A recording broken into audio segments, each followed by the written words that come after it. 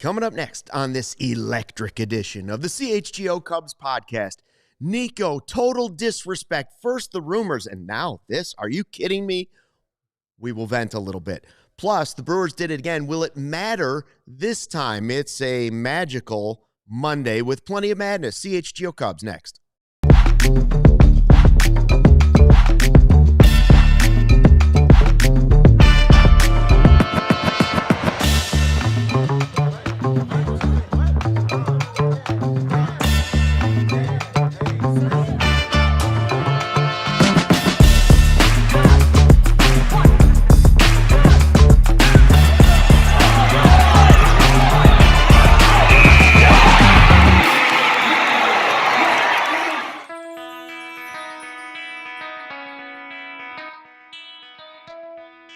Hey, Chicago, what do you say? It's the CHGO Cubs podcast presented by Toyota. It is Monday, and we are ready to talk Cubs baseball with you in the West Loop of Chicago. Luke Stuckmeyer, Joey Christopoulos, and Justin Roman. Not on Tuesday. No. He's here on Monday. I am. Yeah, very nice. Then you guys let me come because tomorrow I go on vacation. So Tuesday, I won't be in Chicago. I won't be in Florida. So thank you for letting me crash your Monday. Florida. It's not going to feel like Florida here. Wait, is this the dad? Is this the dad Disney trip? This is the Universal Studios Disney family of four. Our first vacation. We're very excited. The wallet is going to take a hit, ladies and gentlemen. I might wear the same outfit again for the next time I'm on, and just keep wearing it because no new outfits are coming. That's right. Dad, can I get? Dad, can I get? Dad, can I have? Worth it, though. It's so worth it. Yeah, for sure. I'm excited. We are going to do a lot of fun stuff. We're talking about that top 100 list from MLB Network, which is slightly flawed, and some people have noticed it. But hey, everything's flawed in our world. We'll go through the top 10 list. We'll talk about what the Brewers did. We have a signing today that some people sort of dreamed about for the Cubs, but it's clearly not going to happen. And we'll see what else we get to. Hi to everybody in the live YouTube chat. I see your guy Gary is already in. Corey was in earlier. Hi to all the sickos out there, diehards. We like to call them affectionately. Let me ask you a question. I'm still a little bit new. Difference between sickos and diehards? This is the same thing. Same thing. Okay. Yeah. Yeah. You guys have said it before, and I'm like, what's the difference? No, they're the same. No, Gotcha. frankly, the official term is a diehard. Okay. Affectionately, they're also sickos. Gotcha. Yeah, okay. the infection works both ways, right? So if you're a sicko, it's probably a good idea to become a diehard. When you become a diehard, you eventually will transform into a sicko. Gotcha. Noted. Just go both ways. Let's get right to our Taking the Temp segment off the top. Your trusted local experts, Four Seasons Heating, Air Conditioning, Plumbing, and Electric. Visit fourseasonsheatingcooling.com for all their special offers and money-saving coupons. That's fourseasonsheatingcooling.com. Somehow, some way, I knew this list was going to make me mad. MLB Network, we kept waiting. You know, they do it like 10 at a time or 20 at a time, and you see the list coming out. And I already knew once we got to 50, I thought to myself, Nico's not going to make this list because he's probably somewhere in 50 to 100 in my world, right? Yeah. So when he didn't make the first 50, I thought, what's going on here? Well, they finally finished the list, okay? And I don't have massive problems with the top 10. The top 10 goes Ohtani, Judge, Witt, Raleigh, and Ramirez. Yeah, great. It's a good five, right? Like Juan Soto not in the top 5 is a little surprising, but okay. But who are you going to bump for Soto? I mean, if you're going on right now and as of a season last year, like Raleigh's got to be pretty up there. He plays catcher. The first pitcher to hit the list is Skeens at 7, then Skubal, Corbin Carroll at 9. Now, I thought maybe I thought Corbin Carroll was a little high because the season before was like, okay. Right. He took a step back. Right. And Vlad Jr. at number 10, Lindor 11. I don't really have a problem with most of that. But I don't think you can watch a baseball season where you watch all of Nico Hoerner's games and say to yourself, that guy's not one of the 100 best players in Major League Baseball right now. And the only reason you'd be saying it is because he doesn't hit home runs. Are home runs really so valuable that we can't say Nico Hoerner is one of the 100 best players in the game? Well, I think we all talked about last year that Nico Hoerner was probably our most valuable player on a playoff team that went, somewhat deep in the playoffs. Like he was probably our most valuable player was Nico Hoerner. And I think you're right, because everything else he does phenomenally. It's the lack of power. Probably whoever's judging this or picking this or whatever, probably it's a bias against the fact that he doesn't have much power, which I still think there's more in there, but at least as of right now, he doesn't. Yeah, throw Joe Gallo on the list while we're at it if we're going to do power. Really quick, shout out to Mark Pelkey in the chat here. Says that his, I think it was snow and the cold has shut down his city, so he's at home watching CHGO Cubs. What city is that? Yeah. Tell us what city is. And also, I'm just kind of like imagining him like with the slippers on, maybe the little blanket, the hot cocoa mixed with whatever you want in there, just kind of like velvet robe. Yeah, it's a good feeling. With the Die Hard logo. I'll be honest, like I had Blackhawks on Friday night. We did Rose in the Rafters on Saturday. I had nothing going on yesterday, so I definitely just like watched Lord of the Rings and football almost all day yesterday, which was really nice. Two very similar things. Oh, absolutely. 100%. 100%. Back to the question to him. My large takeaway before we get into some of the details and some of the players that I would kick off this list and put Nico Hoerner onto the list is it does feel like that the list is kind of leaning towards maybe not so much the objectivity of stats and production. It feels like it's kind of leaning towards trying to pump up some of the younger players in the game. Okay. You see like Roman Anthony's like in the top 50. You see, what was it? I thought it was interesting that Corbin Carroll's at number 9 and Mookie Betts gets kicked down to 18.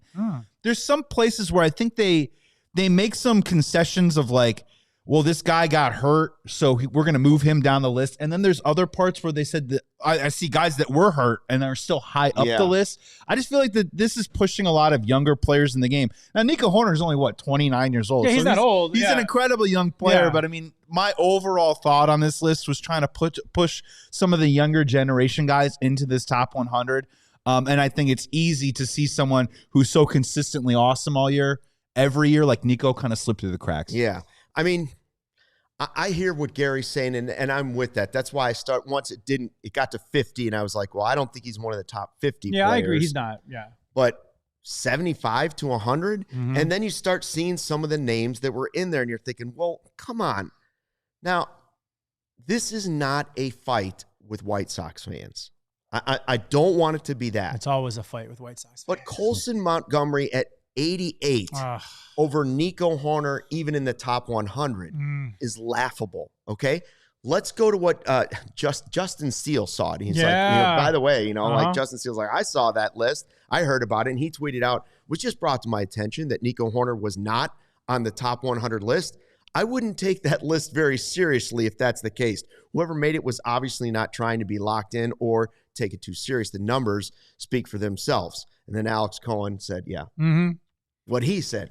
And I would agree with that. And I understand at MLB Network, you've got endless amounts of content you need to put out. And it's all about a baseball game that's not being played right now. And engagement. But you also have a ton of employees.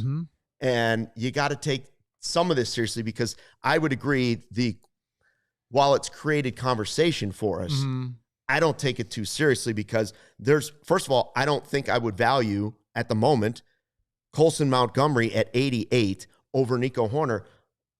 I just did the quick look. Like, it was like a half a season with some power. That's the thing with power. It's almost like but he couldn't find it. He hit 239. I know. And he hit 21 home runs. But to Joey's point, well, like, what? He's a young guy. Maybe they're trying to boost up these young guys here. And I understand. He might be way ahead of Nico by the end of the season. If the guy hits 40 home runs this year, you might say, sure, he's way ahead of him. But after not even a full season of good baseball, right? What are we talking about? Nico Hoerner is the most valuable player on a Cubs playoff team that went fairly deep. And we talk about he doesn't have much power, but let's talk about things that he does do well. He was in the race for a batting title last year, right? He was a Gold Glove winner last year, right? He led the league, I want to say, or at least one of the tops in the leagues on batting average with runners in scoring position. That's the most clutch stat you could possibly have in baseball if you quantify it. So, like, he does so many things amazing. And it's like, okay, fine. The power, the only thing you can knock on him is the power. But, like, everything else, he's a well-rounded, phenomenal player. I'm with you. Listen, he's not top 50. 75 to 100 is where I would expect him probably, but to not be a top 100 player is a travesty. Yeah, just when we talk about Colson Montgomery, there's a lot of stuff that you like, right? He had an OPS in 840s, 21 home runs, 71 games. But again, the 71 games is a kind of what I have a problem with, right? Like, we do it all the time here on this show of like PCA first half, PCA second half, Kyle Tucker first half, Kyle Tucker second half. All that stuff matters. So if that kind of conversation is going to matter, then only 71 games from a player. And he's not the only person on this list, so I'm not singling him out. And there are a couple guys that I'm going to name check here that I think are going to be either that don't deserve to be on this list or Nico at least deserves to be ahead of them on this list. You have to play out a full season, and that consistency that Nico brings is part of the reason why we are pushing for him to say that he got robbed out of this top 100. My question for you, Luke, is when it's day 13 of the Do Not Trade Nico Hoerner campaign, is this good or bad news for the campaign? Because good, right? We're good. It's like, hey, let's keep him off the top 100. Like, we don't want to trade him under the radar. Yeah, under the radar. Or is it bad where it's a real just slam at our belief system and our faith structure? It's good if it helps us knock down the extension talks from 5 to 100 to something. There you go. Something like 4 for 80. Yeah, oh boy, you're a 100. You're a 106th best player in Major League Baseball. It's bad if they are actually trying to trade him, or we're trying to get back, quote unquote, the big haul, right? Like, not good that way. It's, to me, it's just more about respect. And again, it's not about the White Sox. It's not about Colson Montgomery. It's just a name I pulled out and was 71 games. Yeah. What? Before the 71 games, I think the guys on the White Sox podcast, I think Sean will look at you and say, I think they were worried he was a bust. Well, even in the minors, he went through some valleys in the minors too. He was 71 games away from people calling him a bust, and now all of a sudden you're going to tell me he's better than a Gold Glover who does everything except for hit for home runs. This is almost like, in a weird way, like MLB putting the Miz on the All-Star roster. That's a great one. It's like, no way. But they were pumping up this hype. Yeah. It's kind of similar to that. Good question by Corey, by the way. Sorry to interrupt. He just asked, like, hey, how many Gold Glovers didn't make the list? I don't know. Ian Happ. Gold Glover. We know that. Didn't make the list. Dansby did not make the list. Dansby? Yeah. Right there, we got a couple in our team. That's a good start. I mean, but Nico's the one that stands out. Totally. Yeah. I mean, he's again the complete player, Mr. Clutch, and he was. I thought Happ was on up for a batting title. Maybe he wasn't. I'm assuming he wasn't. I don't think so. I mean, we got Seiya and Bush are towards the back end. It's in the 80 to 100 range. Bush at number 67, and I believe Seiya came in at number 77. And I'm sure Bregman's higher than that. And Bregman is higher than that for sure. PCA came at number 40. But to your point, Justin, I mean, it gets a bit into a semantic, but when Major League Baseball, MLB.com, comes out with a top 100 list, you would think, to Justin Steele's point, that whoever was making this list would be a little bit more locked in and a little bit more drilled in on the numbers and impact, not only like on the stat sheet, but maybe beyond the game and just a pound-for-pound best player. To your point, I think this kind of comes more across as a power ranking.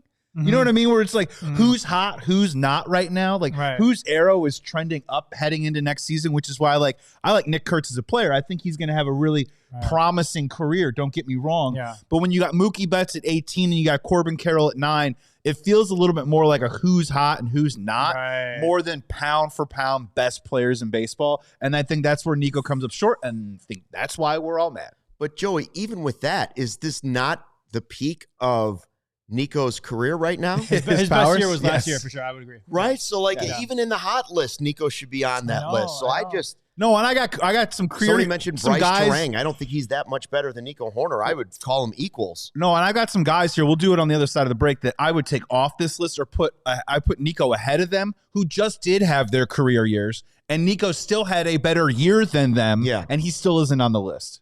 So it's a snub. There's no two ways about it. Is Vidal Brujan on this list?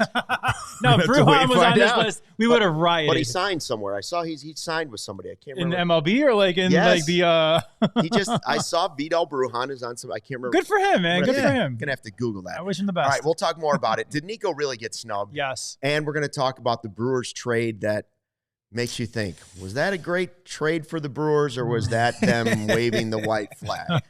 It's next on the CHGO Cubs podcast, presented by Toyota. Hey, Cubs fans, did you know that whatever the moment, it's never ordinary at Bet365? Right now, new customers get $200 in bonus bets when you bet $5, win or lose, and they've got the early football payout offer, and there is only one game left for the Super Bowl. Right now, if you place a bet on either the Seahawks or those dang Patriots to go up by 17 points, you can be a winner with an instant payout on straight bets and parlay selections that are marked as winners. So download the app and use code CHGO365 when you sign up to apply for that 17-point offer. You can also double your winnings on parlays with Bet365's 100% parlay boost. So download that app, use code CHGO365 when you sign up. Remember, deposit $10, place a bet for $5. You can get up to $200 in bonus bets. If that bet wins or loses, you can use it on spread, totals, player props, futures, and more. Whatever the moment, never ordinary at Bet365. You must be 21 plus or older, though. If you or someone you know has a gambling problem, crisis counseling, referral services can be accessed by calling 1-800-GAMBLER in-app only. Can you believe that we're already 1 month into 2026? That doesn't mean it's time to move on from your goals. Huel is a perfect solution for high-protein, routine support, busy days, habit building, convenience, and control this year. Every single day, my life is in chaos. Mornings are madness. I skip meals, workouts. Let's not talk about them. I'm trying to eat better, but then I realized I needed something quick and complete. Huel want to pay attention because Huel Black Edition, ready to drink. Here it is, complete meal that I can drink. Breakfast, post-workout, meetings, school drop-off, whatever. 35 grams of protein, 27 essential vitamins, gluten-free, under $5 a meal. A complete meal you can literally just grab and go. There's also the Black Edition powder. Same high protein, same complete meal benefits, ready to drink. And the powder duo basically become my insurance policy. Limited edition offer. Get Huel today with exclusive offer, 15% off, and my code Cubs15. Thank you to Huel for partnering with us. If you're busy, it's a game changer. Huel. Love it. Back on the CHGO Cubs podcast with Justin Roman and Joey Christopoulos. I'm Luke Stuckmeyer.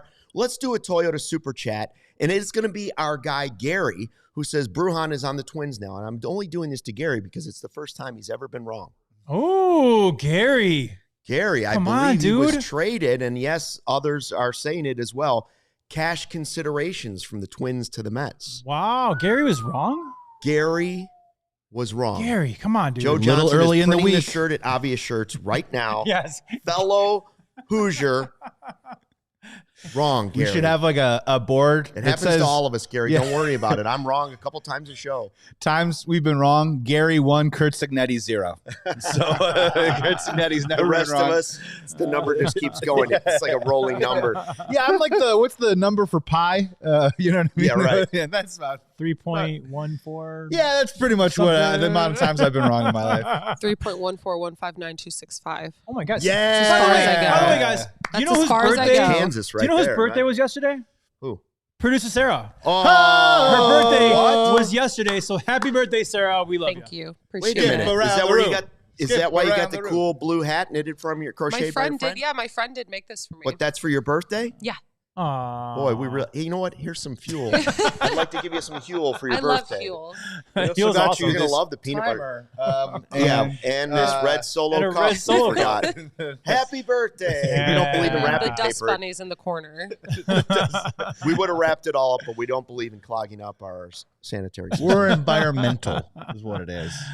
Very environmental. All right, so yeah, the Nico thing to wrap that up.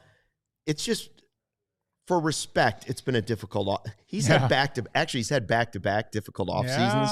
If you're just going through the mental game of trying to stay right, he's going through elbow surgery last off season while we're all out here saying, well, if you had to trade somebody and really go get something, the one guy that you know is a certain value is Nico. Yeah, he responds with his best season, even though he didn't get to go to Japan. Yeah, he started on the IL, right? So it was all like, oh man, tough off season. Then he had a great season. Now we're here saying the same things. I know. He could be traded, and then MLB Network's like, he's not even a top 100 player. One of my favorite, we didn't talk about this, but you were at the convention. One of my favorite quotes from Nico Hoerner was somebody asked him like, hey, with Matt Shaw being kind of super utility, would you stand to benefit from like letting Shaw play a little bit? And Nico's like, not no. really. He's not like, really. I want to play every day. Like, no, thank you. Like, that was awesome. I love that answer. I love how serious he was, how matter of fact he was. Nico is a gamer. And you know what? it's a hell of with everybody else for undervaluing him. We love him here in Chicago. He's the heart and soul of our team. So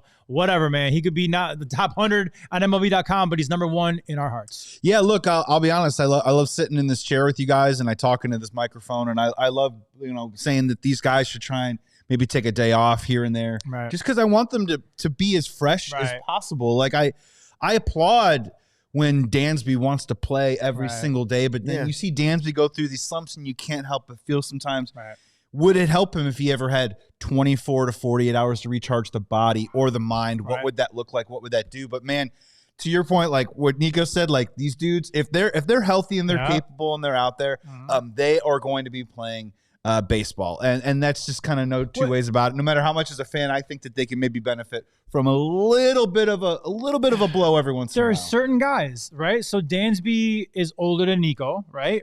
Nico seems like he's just in tip-top perfect physical shape. He can play every day. He's still young enough. Guys like Seiya Suzuki, I think, could use a day off.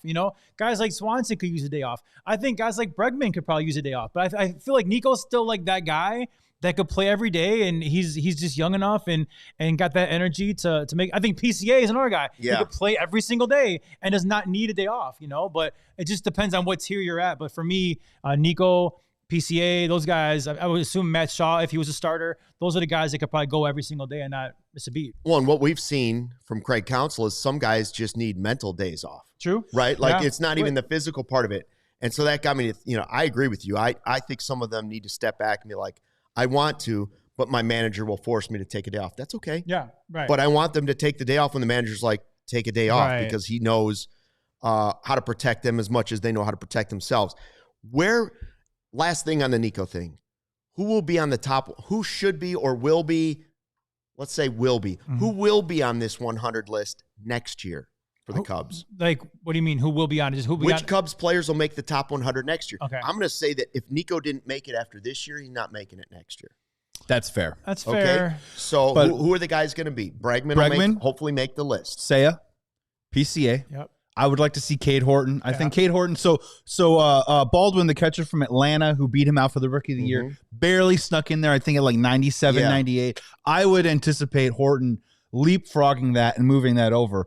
But Justin, I tell you, the one that would be the sweetest one of all is if Edward Cabrera is on that top 100 list. Cabrera, Bush, heading into next. Oh, I'm sorry. Bush is definitely, I think, would be a lock too as well. Let me go. To probably get in the 70s, maybe. Healthy Justin Steele. Let me go. Oh, there you go. Excuse me. Let me go backwards though about what you were saying about Cade Horton.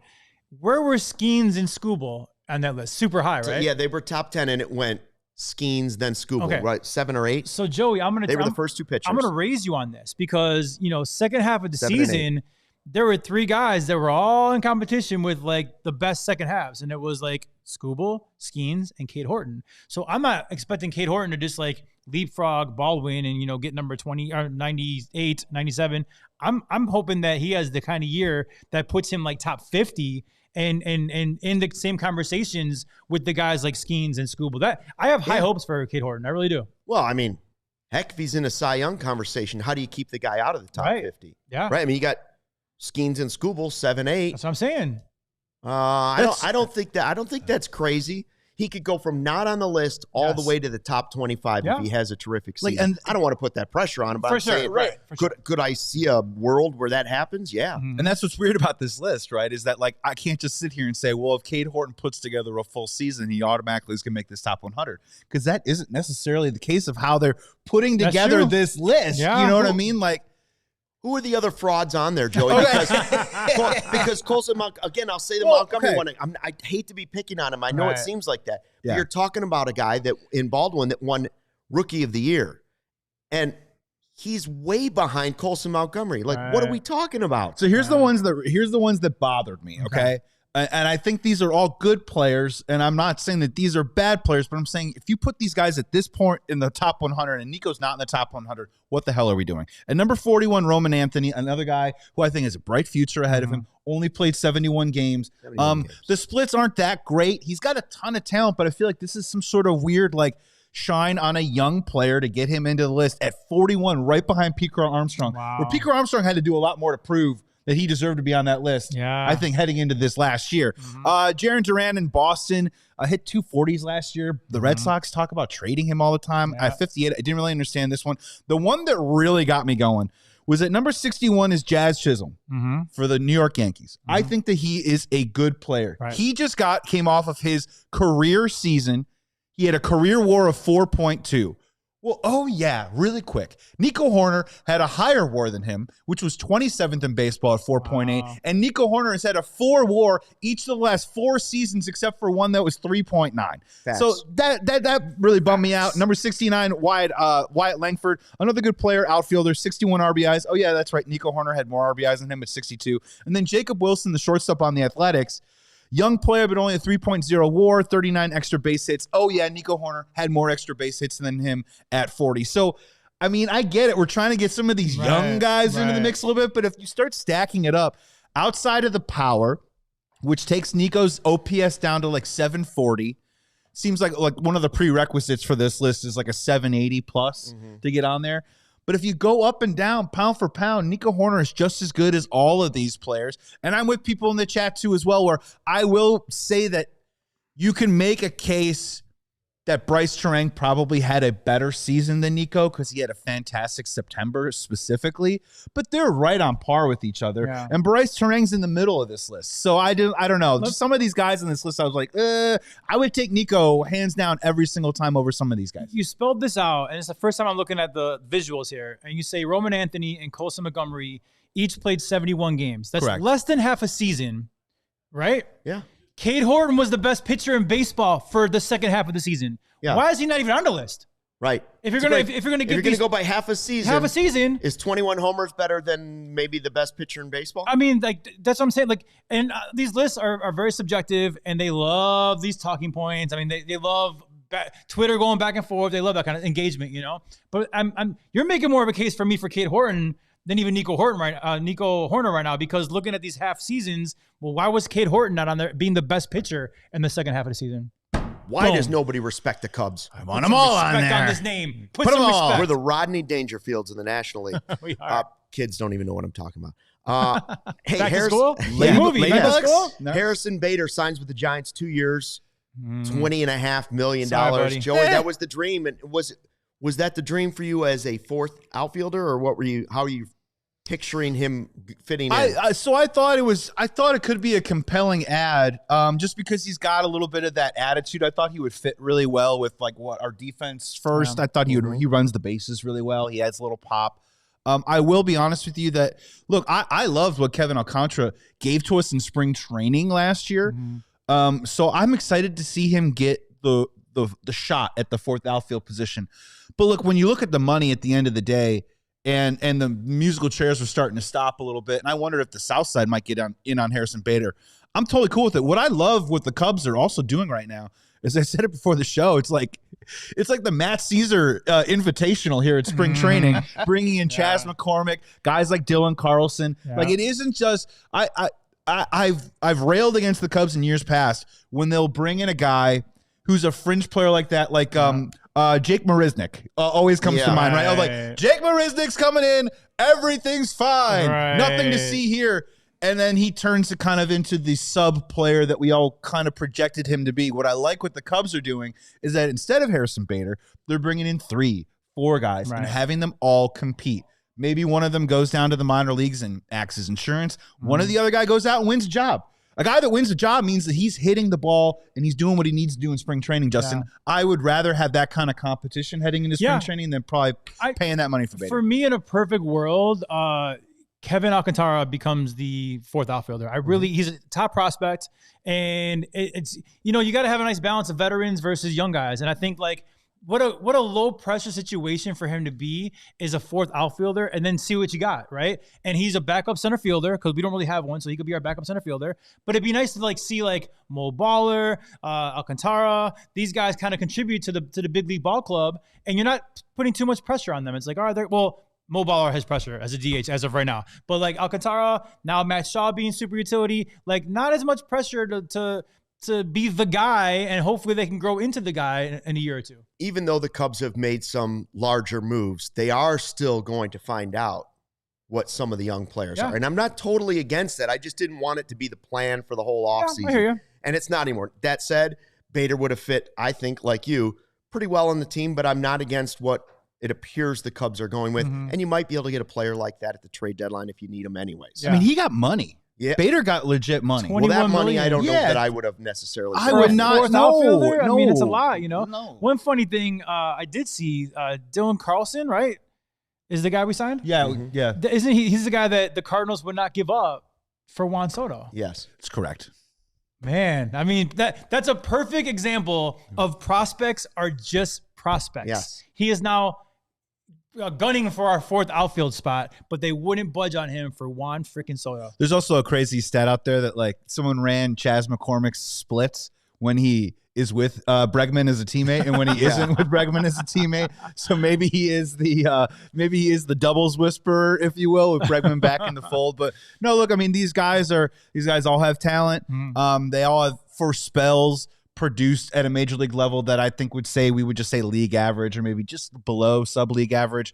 So it's about depth, and this continues the mantra and philosophy of the Cubs this offseason. Depth. I can't do nothing but thumbs it up. All right, coming up after the break, in former Cubs news, ... Next on the CHGO Cubs podcast, presented by Toyota. Omaha Steaks. From handcrafted steaks to delicious fall favorites, Omaha Steaks delivers the world's best steak experience. Enjoy USDA certified tender steaks, juicy burgers, those cozy comfort meals on cold days, plus tailgating favorites like chicken wing smash burgers and big deli style franks. Right now, during their red hot sales event, you can get 50% off sales right now. 50% off at omahasteaks.com. Plus, our listeners an extra $35 off when you use the promo code Cubs at checkout. I reverse sear those fillets, absolute perfection every time. America's original butcher since 1917, family owned. They have mouth-watering burgers, chicken, pork, seafood. I love the halibut steaks. Delectable desserts. Tartlets? Right up your alley, buddy. Get fired up for fall grilling. Omaha Steaks. Visit omahasteaks.com for 50% off site-wide during their red hot sales event, and then that extra $35 off with the promo code Cubs at checkout. 50% off plus another $35. Promo code Cubs. Hear ye. New vehicles are in store right now at Ray Chrysler, Dodge, Jeep, and Ram, and this is your chance to score a great deal at the Ray Resolution Sales Event. Head to Ray CDJR on Route 12 today to choose from their huge inventory of new Chrysler, Dodge, Jeep, and Ram vehicles. And right now, you can get 0% financing for 72 months, just like the 96 Bulls, plus no payments until spring on new Chrysler, Dodge, Jeep, and Ram models. You can shop over 125 vehicles that are priced under $20,000. They got a friendly team of brand experts, so the team at Ray CDJR is here to help you during each step of your car shopping journey. Plus, they prioritize affordability, so you know you won't overpay for the vehicle that you need. It's Ray's price promise that matters. You can shop confidently with no add-ons and hidden fees ever. The price you see is the price you're going to pay. So go check out one of their partners' shops today in the Chicago area's largest inventories. Find a new vehicle right now. For more information, visit Ray CDJR today on Route 12 in Fox Lake or online at raycdjr.com. Serving the community since 1963. Back on the CHGO Cubs podcast, it was our good friend Becky breaking in with one of the two former Cubs stories that I saw in the last 24 hours. No, Becky, we haven't seen news on Justin Turner yet, but Becky is right. I saw today that the Angels signing a minor league deal with Trey Mancini. Wow. Dude. It's a big one.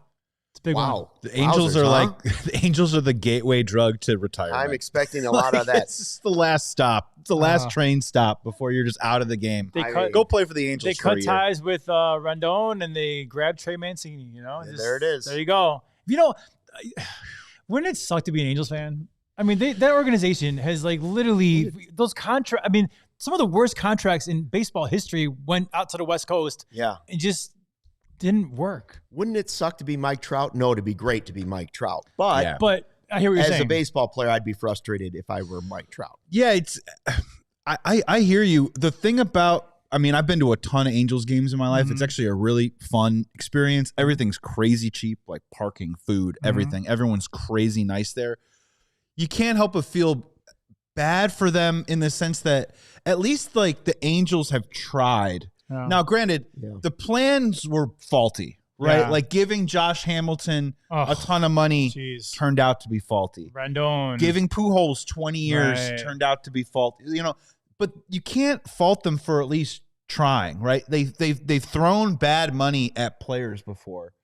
So the front office, really, the decision makers are horrible. Well, not only are they horrible too, also, but there's a whole deal too as well that they have by far the worst minor league system. I mean, in the majors, not just because of player development, but because of how cheap they are. So the problem I would be as an Angels fan, I'd be upset that if you are a team that says you got the big bad Dodgers only 25 miles away from you, you would say to yourself, well, we need to start beating them at their own game, which is beating them in the minor leagues. And you know how they could have done that? And they messed up? They didn't trade Ohtani. How stupid were they? They didn't have a chance to re-sign Ohtani. You could have traded Ohtani and restocked your system like that, and they didn't do it. So the guys that are making decisions are just dumb. They're horrible. Yeah, now they can't trade Trout either. And there was this horrible story maybe about 18 months ago that came out about how their minor league system, about how the nutrition is terrible, about how the travel is awful, about how some of the players are sleeping in their cars and like cramming 3 people into a studio apartment. Yeah, it's the worst. It's like, let's throw all this money at the major league team, but let's put none of it in the minor league system. Horrible. So, I mean, yeah, it's tough, and it's kind of just sort of a wayward house for the Kyle Hendrickses of the world to, before you ride off into the sunset, earn some money for one more year by playing for the Los Angeles Angels of Anaheim. Yu Darvish is the other former Cub that had the crazy story of the report saying he's retiring. He's going to walk away from 3 years, $46 million with the Padres. Now, we know he had the injury. And he's rehabbing now. But then it came out and Darvish was like, I'm not announcing my retirement. Let me see what the exact quote was. It was from his... This is crazy. It's a roller coaster. I think it was his Instagram. But basically he's saying, no, not yet. And he said, I am leaning towards voiding the contract, but there's still a lot that has to be talked over with the Padres, so finer details have not been decided. Right now I'm fully focused on my rehab for my elbow. If I get to a point where I can throw again, I will start from scratch again to compete. If I get to the point where I feel I can't do that, then I will announce my retirement. Well, that's not the same as saying he's announcing his retirement. I am shocked, though, that he put in there, I'm leaning towards voiding the contract. Like, saying that out loud is very... Well, he's responding. I don't know that he was... If he was the one that was saying it and that led to the reports, that leads to a little bit of confusion. For sure. Yeah. But, like, man, that's a... Can you imagine walking away from $46 million? You want integrity. That's integrity right there. That's integrity times. I wouldn't walk away from $46,000. I mean, like, if I was signed here for $5, I mean, like, you have to wheel me out of here. Like, I mean, you want to talk $460 I wouldn't walk away. You want to talk about walking away, too. I got a fun anecdote where I live in Evanston right now, and I live right off the lake, and we take our little doggy down to the lake, and you can see the whole thing. And I was walking. This is actually when we were doing the watch-alongs with Cubs Brewers at the time, and I ran into a guy walking the street wearing Cubs gear. I'm wearing Cubs gear. We give each other whatever, and we just start talking Cubs in the street. And he goes, "Hey, do you know something? Yu Darvish's house is right there, right across the street there." That's cool. And it's been empty the last 2 years. Sure. So of course, me and my wife Mara, we walk over there and we press our little cheeks up to the glass. Open the door, walk inside. We've been sleeping on sleeping bags for a couple weeks. Squatters' rights. So I'm living at Uncle Yu's house right now. Uncle Yu. So I mean, walking away. I mean, you know, I'm sure he's got real estate and all. I mean, he's made so much money in his life. But still, no matter how rich you are, walking away from $40-something million, that's a lot to do. I will say, Yu Darvish is a stand-up dude. I think he was a great Cub for us. He's the reason. I think one of the many reasons we have Seiya Suzuki. He vouched for the Cubs organization. And don't forget, he's the reason we have Edward Cabrera on our team. If you do the little tree there of Owen Casey and, you know, the degrees of Yu Darvish. Nothing but love for Yu Darvish. Always been a cool guy. And he had some good flow going on, too, for a while, you know, with his hair. Nice. I got a question. When you went to the house, was there a fence all the way around it, a big, tall fence? Because that was the fight when he bought that house in Evanston was he wanted to put up like a 10-foot fence, and Evanston was like, no. It's on the lake. He's got lakefront property. And he didn't want people just like, you know, knowing his business and looking over like a tiny little fence. Putting their heads on the windows. He didn't want the Joeys of the world trying to get in as a squatter. It's just one butt cheek. What's the big deal? Joey's telling Mari, he's like, listen, you could be the owner of Yu Darvish's house. All we have to do is squat here for the next 6 months. Yeah. Go ahead. In a sleeping bag. Go ahead, and Vito. We could own at least the yard. You can pee on Uncle Yu's tree. Yeah, he's got a we fence couldn't afford line. the taxes on that place, let alone the house. There's a fence line line all around his huge backyard, but So then he got it. He but there finally got isn't. the fence. Well, there isn't though, because I can walk out like and see the to water. the front, and then he has like this whole outdoor patio, He never stone got patio thing. So I don't think that ever happened. Wow. Wow, yeah. Evanston, Yeah. Not cheap. tough place to get stuff done. But if I too, win by the way. lottery, I'm moving into Yu Darvish's house. Oh, absolutely. And we'll have a CHGO Cubs party there. It'll be great. Well, you could probably get a deal on it. I do think he's one of those guys where sometimes we rush to judge a player on football. Does it all the time. Mm-hmm. Caleb Williams was a bust. Right. Daniels was a hero. He was the greatest one in the draft. And now you do the list and you're like, where's Daniels? Where is Caleb? Where, Right. and Darvish, the first part of that first year where he was nervous about the contract. Mm-hmm. Right. Maybe. And then after that, you were like, he's pretty good. Yeah. He's pretty good. Really he's good not pitcher. perfect, but he's pretty good. Yeah, I would say him and Moises Alou are the two Cubs in my mind that I always think back when they signed to a big deal and they're just garbage that first year. And we go, what did we do? This a sunk cost. Yeah. And then, to Yu Darvish's credit, I mean, 2020 obviously was a very strange season, but he was incredible. He thrived. He was incredible that year. Just the same way Moises Alou bounced back in that second year and became a really great player for the Cubs for a couple of years. So, sometimes like it's hard to say somebody is a bust or somebody is washed because, when you think about it now, like in 2019, you're like, Yu Darvish is terrible. Well, he still went on and for 7 years played some pretty damn good baseball. I'm going to throw out one more guy, and the sample was very small, but Cub fans were not happy. John Lester, his first couple months here in Chicago were not stellar. A little bumpy. And I remember being at a Sunday night game. It had to be in April. And the crowd was not thrilled. I mean, big ticket signing, this guy coming over from Boston. He did not, his first month or two were not great here in Chicago. And obviously then he went on to have an awesome career here in Chicago. But like that, it was a little uneasiness of, did we sign the right guy? Only our Corey Friedman was with him from day one. Yeah, okay. Never stood by his side. Good. I always felt like Lester would have one just awful start a year. Remember, he'd have one start where he couldn't get out of the second inning and give up 9 runs. I got a funny story about that. Screw up his ERA. So I hosted his Never Quit fundraiser every single year for like 5 years, right? Okay. And so he always scheduled it on like an off day so the guys could all come and everything like that. Yeah. Well, something happened where it was a rain out or something where he had it the night of there was a game and he was pitching that game and he got rocked. I mean, I'm talking like maybe lasted an inning or two, gave up a ton of runs. I mean, maybe his worst start ever as a pro. And then that night is his big fundraising event. And I mean, like, that sucks, right? Like, it's one of those things where, like, you want to kind of walk in there like you're the big. No, horrible game, but he was always a great guy and he was super cool. But like, horrible timing of like his worst start ever. And then that night was his big fundraising event. And Justin's like, let's give it up for John Lester. 8 runs in a third of an inning today. For real. And actually, one more funny thing. Right? How about that outing today? One more funny thing. After that event, I actually went back to his place in the city with a bunch of the guys, and they were sitting by a bonfire. John Lackey was there, Travis Wood, guitar. They're just playing by the bonfire, like regular dudes that were like singing and playing country music at the fire. And I was there till probably like 3 a.m. One of the coolest nights of my life. It was awesome. And he had a horrible start that day, but it ended up being a pretty cool night, See, everything's always got some sort of silver lining, little rose petal to it, right? It does. Sometimes your garage door breaks and there's a silver lining. $2,000 for a garage door, but boy, it's quiet. It's quiet. Silver lining. Yeah. See? Hey, the Freddy Peralta trade, because we haven't had a chance to talk about it. So the Brewers finally do deal Freddy Peralta. Now, you knew they weren't going to trade him to the Cubs, okay? Right. And you kind of wondered where he would land. And he has been a really good pitcher. And he's not that old. Mm-hmm. And you're like, man, what are the Brewers doing? Like, part of their problem is they're good every year. And I'm not telling them how to do their business, but yes, is this helping them restock and keeping them competitive? And their success rate of being competitive and interesting in division champs has been good, but they never get over the top. Right. This is why. Yeah. Because you really have to hit on a lot of those returns. I wonder what Brewers fans are. I'm going to guess that they're all really upset about this one. They're not and happy. It doesn't mean it won't play out well in a few years, But right now,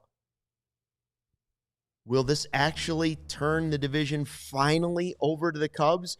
Or will they have 3 more random guys that come out of the woodwork and somehow they turn around and have a streak like they did last year? I feel like Peralta is the last straw, to be honest with you. I really do. Yeah. I thought last year the Cubs were going to do it. Yeah. And obviously they fell short in the playoffs and in the regular season. But in the regular season was only because of this just ridiculous historic run. I think the Peralta thing now when it plays out will be the end of their reign as division champs. They lost their ace. They did, And they've done it before, don't get me wrong. They have. It's a weird thing because I don't know the particulars of this, but I don't know, like here's a hypothetical or devil's advocate kind of thing. If the front office went to Peralta and offered an extension and he said no and they couldn't figure out, like if it was just not gonna, you can't let a Peralta walk away for nothing. So from a business standpoint, if that was talked about and Peralta was like, nope. Like Darvish or like Ohtani, you were talking about. Exactly. So, from what I understand, the Brewers, they did get 2, well, especially 1 really good prospect back and maybe, 2 good guys. So if Peralta wasn't going to sign an extension, you kind of like understand it from a business standpoint. But that being said, from a fan base perspective, you just won the division. You went to the NLCS and you traded your starter who's not making very much money at all. Ace. It's a horrible, horrible look for the organization, even if it is maybe the best business move if that extension was not agreed upon.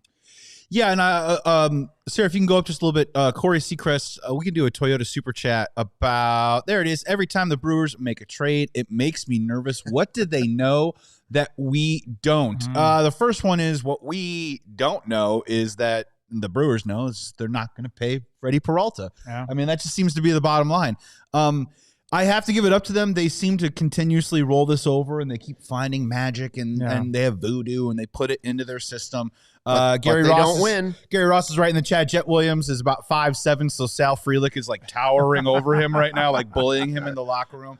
And that seems to fit their mold. He's going to be small, annoying, and toolsy, and let's see how they roll it out. But you can't help but feel, look, and I have little empathy, right, for Milwaukee Brewers fans, but any baseball team that even teams that draft really well, that develop really well, you can't help but feel like there's a fait accompli that eventually this guy that I'm rooting for, I'm not going to get to see him retire a Brewer. I'm not going to get a chance to see him go all the way through his career and make multiple All-Stars into his prime, because eventually ownership is just going to say to themselves, what do their owners say? We're just an entertainment product, and at the end of the day, like, we're going to move on from them. So I get it. They're rolling it over. The Sproat pitcher, obviously, Brandon Sproat from the Mets is intriguing. I'm sure they'll bring him in and see if they can do something. But they keep turning this thing over and over again. I'm telling you, eventually it bites you in the ass a little bit, and it does cap your ceiling every time you just move off of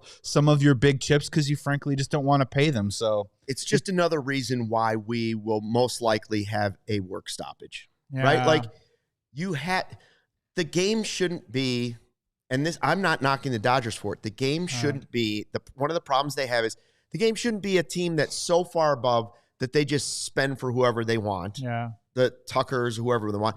And then you have another team that's very competitive but can't quite get over the top, and they're giving away their ace pitcher because they know financially they've got to do some things different. It's the same story with Skubal. The Tigers shouldn't even be entertaining that thought. We say that all the time, like, well, you got to listen. But nobody should be trading Skubal. The Brewers shouldn't be trading Peralta. Right. Instead, their ownership should have to pay a certain amount to players, and that's just the way. The floor for me is more important to me than the top. I agree. It's all about the floor for baseball. And that's what they're going to have to figure out. Well, Luke, right now you're playing in the parameters of what the rules are. Yes. And so, like, okay, so fine. The Milwaukee traded Peralta. Now Detroit, they have an even better pitcher with Skubal. And, I mean, you could restock your system like that. Think about how far they are apart in arbitration. Yeah. Like, I think he wants $31 million and they're offering 19. I mean, they're so far apart. That makes me think that they're not going to get an extension done. So at that point, can you afford to watch Skubal leave for nothing? I mean, that's a talented I'm just saying, I agree. I agree that they have a tough question. But the problem is, for fans of a team, Yes. they should never be considering letting. Yes. They should be locking him up for the rest of his life. Yeah. Which is why you're right. The baseball's got to fix Maybe a lot. I didn't phrase that exactly. Right. Baseball has got to fix this entire system. I'll take it a step further. The whole Guilty. The whole Guilty, Kyle lock him Tucker up. thing. They're paying him $1 million next year. Because the signing bonus is it's like a $60 million signing bonus, whatever the number is. What are we doing here? It's broken. It's got to get fixed. And I hope both sides can be smart enough to realize baseball is thriving right now. And please don't let there be a work stoppage because we have the All-Star game next year. I don't want to lose that. It's true. Much to the chagrin, right, of Ian Happ, who last time we saw Freddy Peralta was hitting a tater missile deep into the night at Wrigley. That was electric. Freddie Peralta not in the NL Central is great news for the Chicago Cubs. It is. In regards to the spending and everything, Sarah, go ahead. I just have a quick question. Was Freddie on the top 100 list? He has to be. That's he has to be. Yeah, Good he's question. one of the but he best has to pitchers be. in the game. I'm sure. By the way, I was Randy just gonna Lewis. I was gonna talk some smack, but You were gonna talk smack? Yeah. Now I'm just gonna go back over here. Okay. Randy Lewis says they'll plug in a hot dog vendor that throws 98 with 3+ breaking pitches. That's funny. That is the way Yeah, it seems to go. it is. Yeah. Hold on, I'll look at the list. Freddie Peralta's got to be in the He's top got to 30, be. right? Otherwise, I feel better about Nico not being on the list. No, Because Freddie Peralta's on this list. He's gotta be. Hold on, I took a picture. I don't see him. Uh-oh. I Joey's know. not- I don't see him Freddie right now, Peralta's but on there. There's no I'm way. sure he is. Wow. Maybe the chat can Here, help let's us. see. Trying to skim through it quickly. Freddie if you will. Freeman, Yordan Alvarez. Oh, right. 63. Okay. Right Right next to Bryce Terang, Honestly- Eugenio Suarez, Kyle Stowers, Jazz Chisholm at 61, which drives me nuts. I mean, it's even a hard argument to say this is anti-Cub, but how can you put PCA at 40 and Freddie Peralta at 63? Right. I'm not saying I don't love PCA's upside, but Right. Freddie Peralta Yeah. is an ace. Yeah, it just feels like a who's hot, who's not list. I did see one thing when we were talking about you're talking about salary cap and all that stuff moving forward. I did see something fairly interesting, and I'm just going to bring this out as a generality. Okay. Without getting too complicated in accounting and numbers and math, all that stuff. I did see that what they need to do is, how we have revenue sharing across Major League Baseball, and they try and make it this even pie or whatever. Why don't they add more revenue sharing incentive based on how much money you spend or whether you hit a certain tier or hit a certain floor?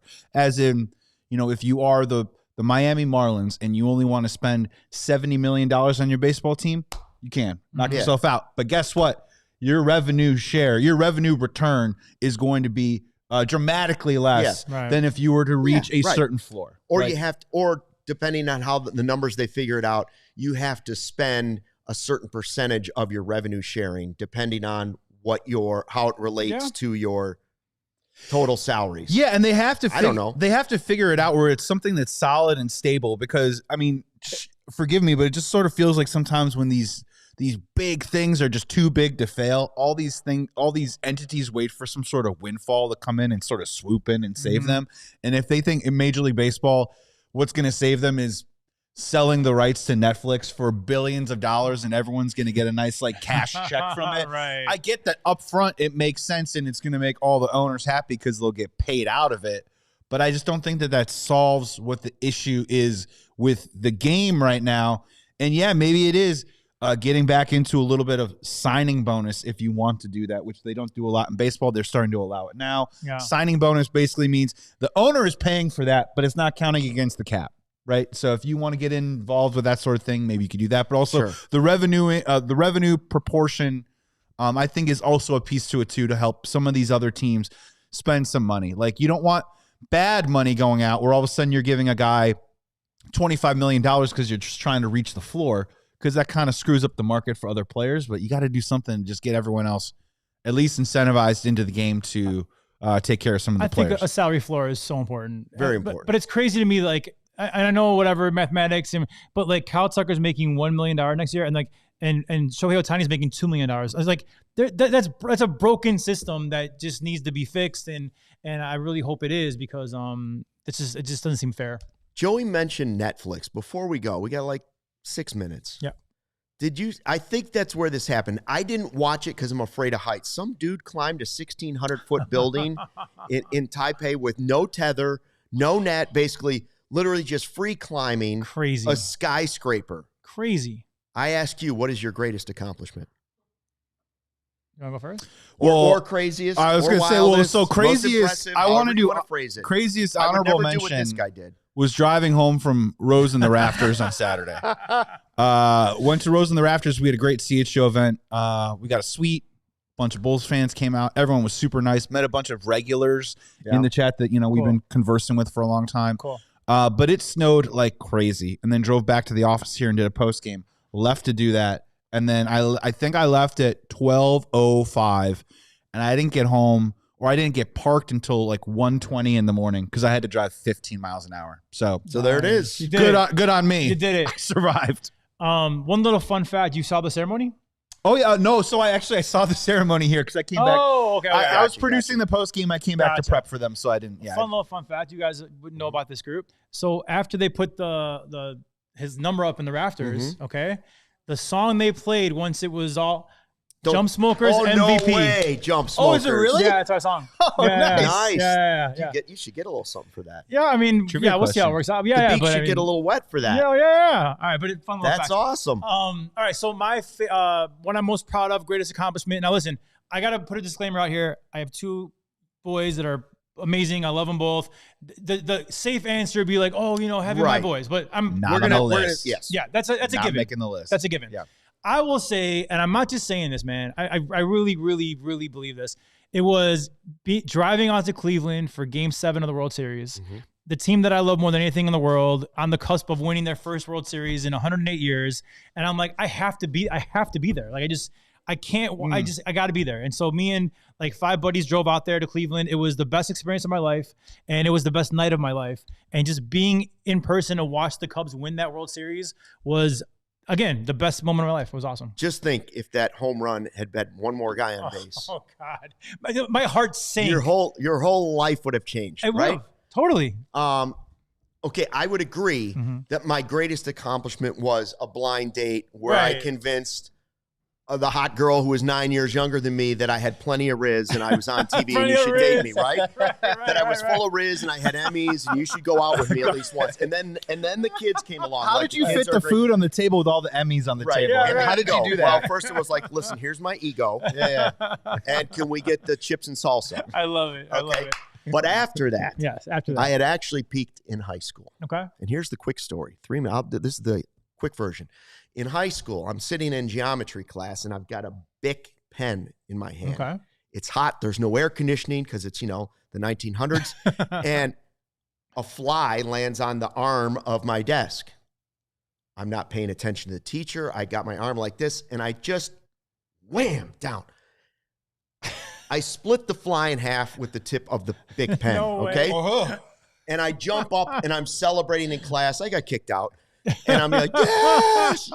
And I'm showing everybody the fly on the end of the pen. A great accomplishment. That's no doubt. Great, yeah. Like, athletically unbelievable. A select few have been able to do that. But wait. There's more? There's more. Oh, my God. Then I went to my job at the White Hen Pantry where I did everything from deli meats to, making the Whippy Dip ice creams. Yeah. And I'm telling my friend about how I split the fly in half with my Bic pen in geometry class. And she's like, you are the biggest liar. You are the biggest exaggerator, right? Wow. And I'm like, oh, yeah? Well, the deli meats and stuff, there's flies all over the White Hen. That's great. By the way, you don't want to eat that sandwich. Yeah. It's 7-Eleven now. Yeah. And so a fly, as we're talking, lands on the cork board of the cutting board. Oh. Okay? I take out one of those long butcher knives. I don't think anything's going to happen. The tip, is really tiny little tip. And I take out that butcher knife and I slam it into the corkboard. And I kid you not, I drove a fly through a corkboard with the tip of a blade. When in 24 hours, two of the greatest things that could have ever happened. Nobody in this world will ever repeat it. You were Mr. Miyagi before Mr. Miyagi. That's right. And so when you say this guy's got Riz, now you know he's also the fly assassin. The fly assassin. That is your new nickname. Assassin. Do you think you have one? I thought this guy climbed, but If he was asked to pinpoint a fly with a big pen, and then within 24, I'd give him 24 hours. Do you have one more in you? Another fly? Yeah, in this lifetime. Do you know, you're older now. There you're talking about 18. I don't have those reflexes. Now I'd go like this, and the fly'd be 3 buildings away.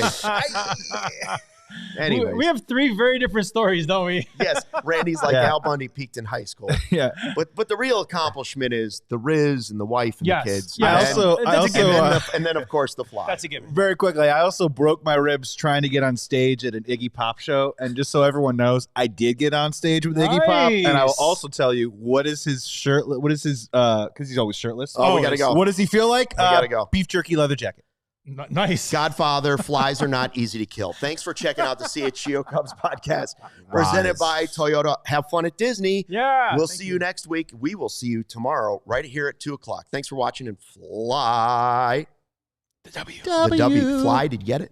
Oh. We all silly like the mayor.